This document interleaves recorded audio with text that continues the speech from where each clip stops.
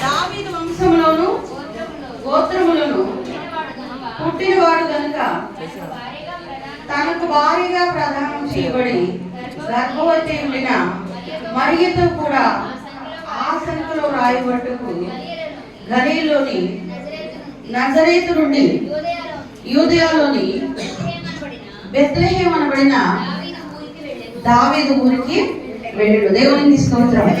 హల్లెలూయా.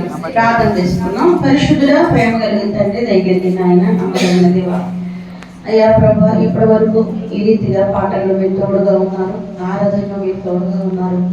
అలాగే నాయన చక్కని తండ్రి, నాయన ప్రభా, నీ కుమారుడు నీ కుమార్తెను ఈరోజు నాయన రక్షణ కొరకు మీరు సిద్ధపరిచి ఉన్నారు.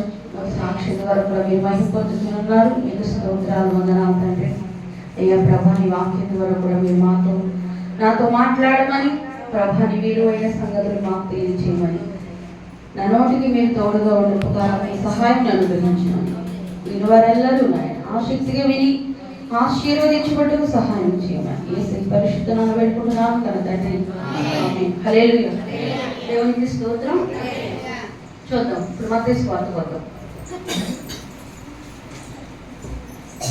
మత్తయి సువార్త 2వ అధ్యాయము 1వ వచనం నుండి. రాజైన హేరోదు దినముల యందు యూదయ దేశపు బెత్లెహేములో యేసు పుట్టిన పిమ్మట ఇదిగో తూర్పు దేశపు జ్ఞానులు యెరూషలేమునకు వచ్చి, యూదుల రాజుగా పుట్టినవాడు ఎక్కడున్నాడు? తూర్పు దిక్కున మేము ఆయన నక్షత్రమును చూచి ఆయనను పూజింప వచ్చితిమని చెప్పిరి. దేవునికి స్తోత్రం. హల్లెలూయా. హల్లెలూయా. దేవునికి స్తోత్రం. మరి ప్రభు అయిన యేసుక్రీస్తు వారు ఎలా పుట్టారని చెప్తున్నారండి జ్ఞానులు? ప్రభు అయిన యేసుక్రీస్తు వారు ఎలా పుట్టారని చెప్తున్నారు? యూదుల రాజుగా పుట్టినవాడు ఎక్కడున్నాడు? దేవునికి స్తోత్రం. హల్లెలూయా. మరి జ్ఞానులైతే ప్రభు అయిన యేసుని ఏమంటున్నారు? యూదుల రాజు, యూదులకు రాజు అని జ్ఞానులు చెప్తున్నారండి. దేవునికి స్తోత్రం. మరి యేసుక్రీస్తు వారు అయితే ఎలా పుట్టారు? ఇప్పుడు లోకాసు సువార్తకు రండి. యేసుక్రీస్తు వారు అయితే ఎలా పుట్టారు? చదివాం కదా, దావీదు వంశములోను గోత్రములోను పుట్టినవాడు. అమ్మా, దావీదు వంశములోను గోత్రములోను పుట్టినవాడైన యేసేపుకు భారీగా ఉండుటకు ప్రధానము చేయబడిన మరియా. దేవునికి స్తోత్రం. హల్లెలూయా. హల్లెలూయా. మరి యేసేపు రాజా అండి? యేసేపు రాజా? మరి ఏమన్నా రాణియా? కాదు. ఈయన ఎక్కడ పుట్టాడు? చూడండి, వచ్చేసేది 7వ వచనం. తన తొలిచూలు కుమారుని కని పొత్తిగుడలతో చుట్టి సత్రముల వారికి స్థలము లేనందున ఆయనను పశువుల తొట్టిలో పరుండబెట్టిన. దేవునికి స్తోత్రం. హల్లెలూయా. ఇక్కడేమో యేసేపు మరియా, యేసేపండి ప్రధానము చేయబడిన మరియతో తోడుగా ఉన్న యేసేపుకు మరియు పుట్టిన కుమారుణ్ణి పొత్తిగుట్టల్లో చుట్టి వారికి సత్రములో కూడా స్థలం లేనందున పశువుల తొట్టిలో ఆయనను పరుండు పెట్టారంట. దేవునికి స్తోత్రం. కానీ జ్ఞానులు ఏమని వెతుక్కుంటూ వస్తున్నారు? నక్షత్రమును చూచి యూదుల రాజుగా పుట్టినవాడు ఎక్కడున్నాడు? మరి యూదుల రాజుగా పుట్టినవాడు ఎక్కడున్నాడు అని జ్ఞానులు అడుగుతున్నారు. మరి యూదుల రాజు ఎక్కడున్నాడండి?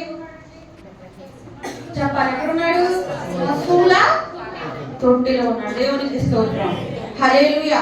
మరి ఇంతకీ ఆయన యూదుల రాజు కరెక్టేనా? యూదుల రాజు కరెక్ట్ కాదండి, రాజులకు రాజు ఆయన. దేవునికి స్తోత్రం. యూదులకు రాజు మాత్రమే కాదు, ఆయన రాజులకు రాజు, ప్రభువులకు ప్రభు. దేవునికి స్తోత్రం. అందుకని ప్రభు దూత చెప్తుంది కదా 9వ వచనం, ప్రభు దూత వారి యొద్ద వచ్చి నిలిచి ప్రభు మహిమ వారు చుట్టూ ప్రకాశించినందున వారు మిక్కిలి భయపడి. అయితే దూత భయపడకుడు, ఇదిగో ప్రజలందరికీ కలుగబోవు మహా సంతోషకరమైన సువర్తమానము మేము మీకు తెలియజేయుచున్నాము. దావీదు పట్టణమందు నేడు రక్షకుడు మీ కొరకు పుట్టి ఉన్నాడు, ఈయనే ప్రభు అయిన క్రీస్తు. దేవునికి స్తోత్రం. హల్లెలూయా. దావీదు నేడు మీ కొరకు రక్షకుడు పుట్టి ఉన్నాడు, ఈయనే ప్రభు అయిన క్రీస్తు. హల్లెలూయా, హల్లెలూయా. ప్రభు అంటే ఎవరండి? ప్రభు అంటే రాజు అనే అర్థం. రాజు గారిని ప్రభు అని కూడా అంటారు. ఈయన పేరేంటి? ప్రభు అని దేవుని దూత తెలియజేస్తుంది. జ్ఞానులు ఏమని తెలియజేస్తున్నారు? యూదుల రాజు అని తెలియజేస్తున్నారు. కానీ చూసే వారందరికీ ఈయన ఎలా కనిపిస్తున్నాడు? పొత్తిగుడలో చుట్టబడి పేదవారింట పుట్టిన పసిబాలుడుగా. కనీసం సత్రములో కూడా వీరికి స్థలము దొరకలేదండి. దేవునికి స్తోత్రం. అర్థమవుతుందా? ఎక్కడ దొరకలేదు? సత్రములో కూడా వీరికి స్థలము లేక పశువుల పాకలో కూడా బిడ్డను పడుకోబెట్టారు. చూడండి, పశువుల తొట్టిలో ఆయన్ని పడుకోబెట్టారు. దేవునికి స్తోత్రం. చూసారా? ఇప్పుడు ముగ్గురు మూడు రకాలుగా చూస్తున్నారండి. జ్ఞానులేమో యూదులకు రాజు అని చెప్తున్నారు, మరి దేవుని దూతేమో ఈయనే ప్రభు అయిన క్రీస్తు అని తెలియజేస్తున్నారు. కానీ చూసే వారందరికీ ఈయన ఎలా ఉన్నాడు? పశువుల పాకలో కూడా, సత్రములో కూడా స్థలం లేనివాడుగా, పశువుల పాకలో పశువుల తొట్టిలో పరుండి ఉన్న దీనాతి దీనుడుగా యేసుక్రీస్తు వారు కనిపిస్తున్నారు. దేవునికి స్తోత్రం. హల్లెలూయా, హల్లెలూయా. మరి ఈ లోకం కోసం దేవుడు పరమును విడిచి భూమికి దిగి వచ్చాడండి. ఈ లోకాన్ని దేవుడు ఎంతో ప్రేమించాడు గనుక తన అద్వితీయ కుమారునిగా పుట్టిన వాని యందు విశ్వాసం ఉంచు ప్రతివాడు నశింపక నిత్య జీవం పొందవలెనని తన అద్వితీయ కుమారుని పరలోకం నుండి భూలోకానికి పంపించినప్పుడు ఆయనకి సత్రంలో కూడా స్థలం ఇవ్వలేదండి. ఈ లోకం సత్రంలో కూడా స్థలము ఇవ్వలేదు. మరి వంశ పారంపర్యంగా దావీదు వంశంలోనూ దావీదు గోత్రంలోనూ చూసుకుంటే వంశ పారంపర్యంగా చూసుకున్నా సరే ఆ సత్రం అయిందేనండి. ఎవరిది? ఒక మనుష్యునిగా చూసుకున్నా, ఒక మనిషి కుమారుడిగా చూసుకున్నా ఆ సత్రానికి హక్కుదారుడు యేసుక్రీస్తు వారేనండి. కానీ అందరూ కూడా ఆయన్ని పరుండు పెట్టడానికి చోటు ఇవ్వలేదండి. ఎవరు ఇవ్వలేదు. దేవునికి స్తోత్రం. మరి ఈనాడు లోకం కూడా యేసుక్రీస్తు వారిని ఒక్కొక్కరు ఒక్కొక్క విధంగా చూస్తున్నారు. జ్ఞానులు చూసినప్పుడు ఆయన యూదుల రాజుగా కనిపిస్తున్నాడు. దేవుని చేత, దేవుని దూతల చేత, అంటే దూతలు దేవుని యాజకులకి సాదృశ్యంగా ఉన్నారు. దేవునికి స్తోత్రం. దేవుడు ప్రజలు ఏమని ప్రకటిస్తున్నారంటే ఈయనే ప్రభు అయిన క్రీస్తు. దేవునికి స్తోత్రం. ఈయనే ప్రభు అయిన క్రీస్తు. కానీ ఈ లోకం ఏమో చూస్తుంది, యేసయ్యని ఏమీ లేని వాడుగా చూస్తుంది, దరిద్రుడుగా చూస్తుంది, దిక్కులేని వాడుగా చూస్తుంది, దీనుడుగా చూస్తుందండి. అందుకనే యేసయ్య దగ్గరికి రావడానికి లోకం ఇష్టపడట్లేదండి. దేవునికి స్తోత్రం. ఏమీ లేని వాడు మాకేమిస్తాడు? ఆయన దగ్గర ఏదైనా ఉంటేనే కదా, ఆయన ఏమైనా ధరించుకుంటేనే కదా. మీరు చూడండి, ఆయనకు ఎక్కడ చుట్టబడి ఉన్నాడు? ఆయన కొద్ది గుడ్డలు, పాత గుడ్డలండి, పాత గుడ్డలు ఆయన చుట్టబడ్డాడు. మరి చూడండి, మనమైనా సరే మన బిడ్డలను, సామాన్యమైన మన బిడ్డలను ఉయ్యాల్లో పడుకోబెట్టాలన్న మన పాత గుడ్లు వేస్తామండి? వేయమండి. మంచి గుడ్లు వేస్తాం, చక్కగా ఆ ఉయ్యాలను అలంకరిస్తాం, ఆ బిడ్డను అలంకరిస్తాం, మంచి బట్టలు వేస్తాం కదండి. మరి యేసుక్రీస్తు వారికి అది కూడా లేదండి. దేవునికి స్తోత్రం. మరి ఎందుకని అని ఈ లోకం తెలుసుకోలేకపోతుంది. ఎందుకు ఆయన పొత్తిగుడ్డలో చుట్టబడవలసి వచ్చింది? ఎందుకు ఆయన పొత్తిగుడ్డలో ఉండడానికి ఇష్టపడ్డాడు? ఎందుకు ఆయన పశువుల తొట్టిలో ఉండడానికి ఇష్టపడ్డాడు? జ్ఞానులని, తూర్పు దేశపు జ్ఞానులు, వీళ్ళు మహాజ్ఞానులు, సామాన్యమైన వారు కాదు. వీరు ఎప్పుడో తెలుసుకున్నారు యూదుల రాజు పుడతాడని. యూదుల రాజుగా పుట్టినప్పుడు ఆకాశంలో ఒక నక్షత్రం ప్రకాశిస్తుందని. దేవునికి స్తోత్రం. వారు ఎప్పుడు తెలుసుకున్నారంటే దానియేలు కాలంలో తెలుసుకున్నారు. దానియేలు గ్రంథం ద్వారా వారు తెలుసుకున్నారు. యెషయా గ్రంథం ధ్యానించడం ద్వారా వాళ్ళు తెలుసుకున్నారు. దేవునికి స్తోత్రం. హల్లెలూయా. జ్ఞానులు అంటే లోతైన విషయాలను శోధించి తెలుసుకునేవాడు. మరి వాడు యేసుక్రీస్తు వారిని ఆరాధించేవారు కాదండి. వాడు యూదా ప్రజలు కాదు, ఇశ్రాయేలు జనాంగం అంతకంటే కాదు. కానీ అన్ని పరిశీలించి తెలుసుకునేవారు. దేవునికి స్తోత్రం. జ్ఞానులు అనగా అన్ని పరిశీలించి పరిశోధించి తెలుసుకునేవారు జ్ఞానులు. హల్లెలూయా, హల్లెలూయా. వారు మన తూర్పు దేశం నుండే వెళ్ళారంట. ఎలా వెళ్ళారు? ఎవరు తీసుకెళ్లారు? వాళ్ళని ఎవరు తీసుకెళ్లారు?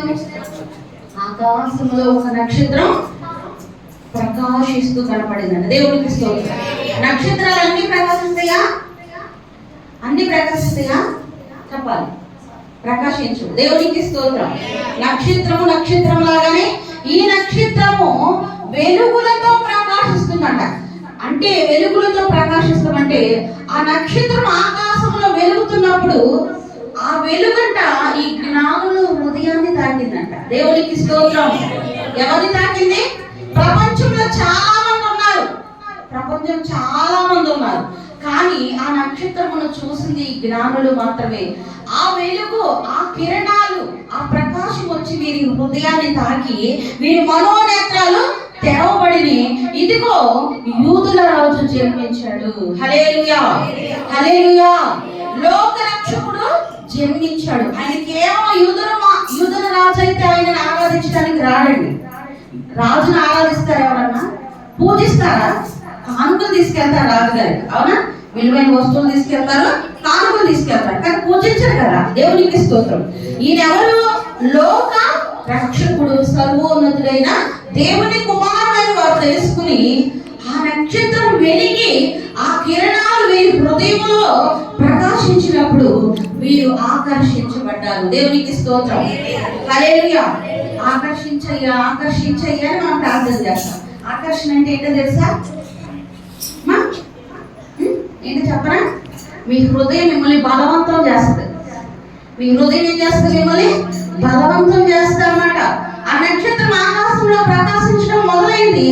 వీరు బలవంత పెట్టబడుతున్నారు. వీరు ముగ్గురు ఒక్క చాట వాళ్ళు కాదండి, ఒక ఇంట్లో వాళ్ళు కాదు, ఒక ప్రాంతం వాళ్ళు కాదు. ఒక్కొక్కరు ఆ నక్షత్రాన్ని చూసి ఒకరి వెంట ఒకరు వాళ్ళు ఎలా ప్రయాణం చేశారండి? జ్ఞానం ఎలా ప్రయాణం చేశారు? చెప్పాలి. చూస్తున్నాం కదా, ఒంటెలు. దేవునికి స్తోత్రం. ఒంటెల మీద ప్రయాణం చేశారు. తూర్పు దేశం అంటే ఒక మారుమూల నుంచి, ఒక తూర్పు వైపు నుంచి మరి భూమధ్య వరకు, భూమి మధ్యలో పుట్టాడు యేసుక్రీస్తు. ఎక్కడ ఉంది బెత్లెహేము? భూమికి మధ్య భాగంలో ఇశ్రాయేలు దేశంలో బెత్లెహేముకి ఈ తూర్పు దిక్కు నుంచి, ఈ భూమి చివరి నుండి, అందుకనే నా కుమారుడా భూదిగంతముల నుండి నేను నిన్ను పిలుస్తున్నాను, భూమి అంచుల నుండి, కొల నుండి నేను నిన్ను పిలుస్తున్నాను అంటాడు దేవుడు. దేవునికి స్తోత్రం.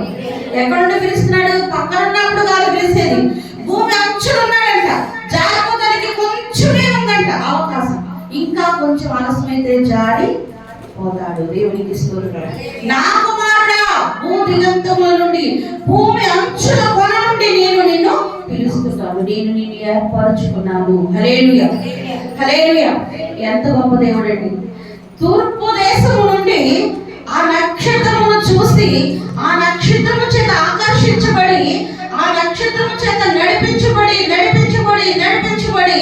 వారు ఆ ఇశ్రాయేలు దేశంలో ఉన్న బెత్లెహేము గ్రామానికి చేరుకునేటప్పటికి 2 సంవత్సరాలు పట్టిందండి. ఎన్ని సంవత్సరాలు పట్టింది? 2 సంవత్సరాలు పట్టింది. దేవునికి స్తోత్రం. చూసారా? ఆకర్షణ అంటే అది. 2 సంవత్సరాలు అలుపులేని ఆగిపోని ప్రయాణం చేశారు వారు. అలుపులేని ఆగిపోని ప్రయాణం చేశారు ఆ నక్షత్రముని ఆధారం చేసుకుని. హల్లెలూయా, హల్లెలూయా. మనం కూడా జ్ఞానమును కనుగొనాలి. దేవునికి స్తోత్రం.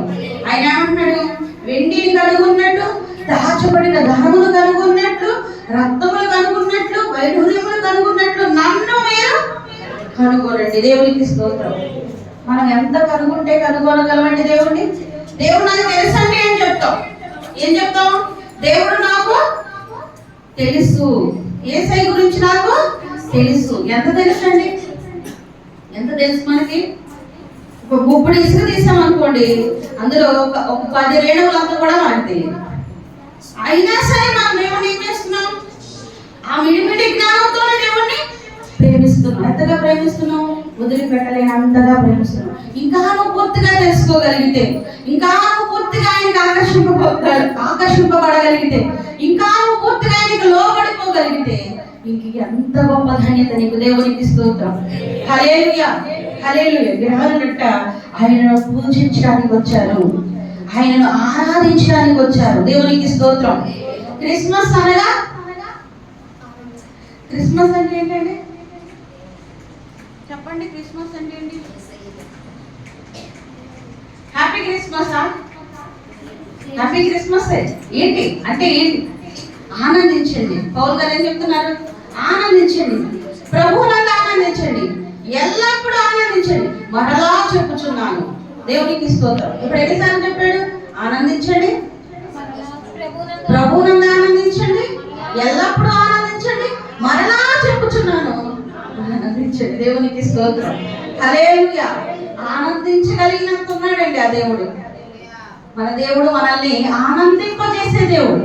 ఇదిగో ప్రజలందరికీ కలుగబోవు మహా సంతోషకరమైన సువర్తమానం. ఎలాంటి వార్త అండి ఇది? చెప్పాలి, ఎలాంటి వార్త? సువర్తమానం. దేవునికి స్తోత్రం.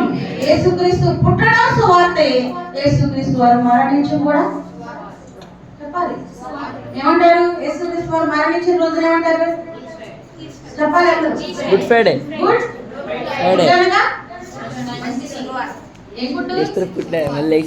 Very good. దేవునికి స్తోత్రం. గుడ్ అనగా మంచి మంచి.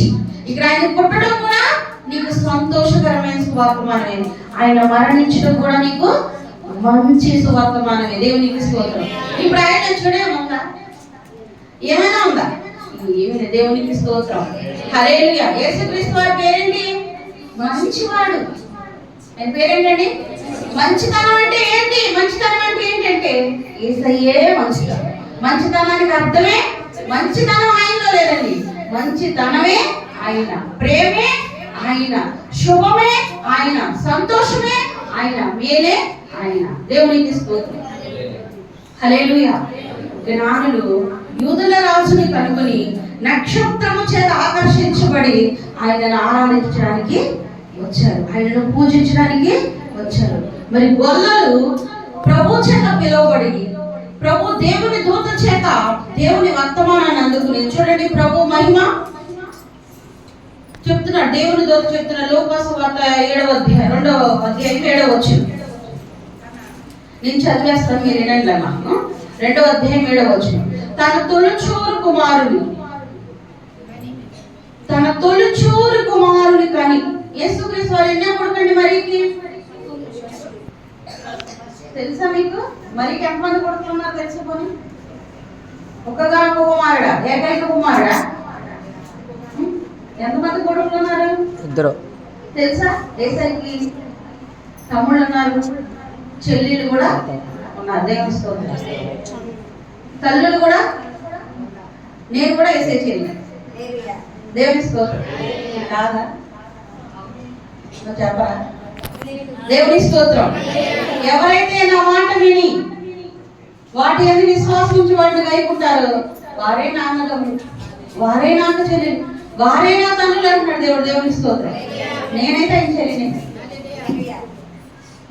చెప్పరా? నేనైతే ఆయన చెల్లిని. దేవుని స్తోత్రం. ఇంటిగా మనలేకపోతున్నారు. ఎందుకని? దేవుని స్తోత్రం. హల్లెలూయా.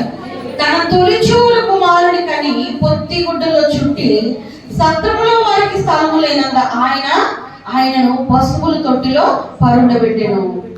ఆ దేశంలో కొందరు గొర్రెల కాపరులు పొలంలో ఉండి రాత్రి వేళ తమ మందలను కాచుకొని చుట్టగా ప్రభు దూత వారి వద్దకు వచ్చి నిలిచి ప్రభు మహిమ వారి చుట్టూ ప్రకాశించినందున వారు మిక్కిలి భయపడ్డారు. దేవునికి స్తోత్రం. ఇప్పుడు గొర్రెల కాపరులు. దేవునికి స్తోత్రం. ఎవరండి? గొర్రెల కాపరులు. ఎప్పుడైతే ఆ శిశువు ఈ భూలోకంలో మానవుడుగా ఆ సర్వోన్నతుడైన దేవుని కుమారుడు జన్మించి పొత్తిగుడలో చుట్టబడి ఆ సొక్క తొట్టిలో పరుడు పెట్టబడ్డాడో మన వెంటనే ఎవరి దగ్గరికి వెళ్ళింది వార్త? గొర్రెల కాపరుల దగ్గరికి వచ్చింది. గొర్రెల కాపరులు వచ్చి ఏం చేశారు? ఆయన్ని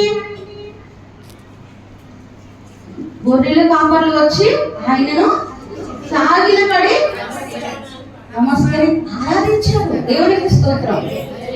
నమస్కరించి ఆరాధించారు. హల్లెలూయా.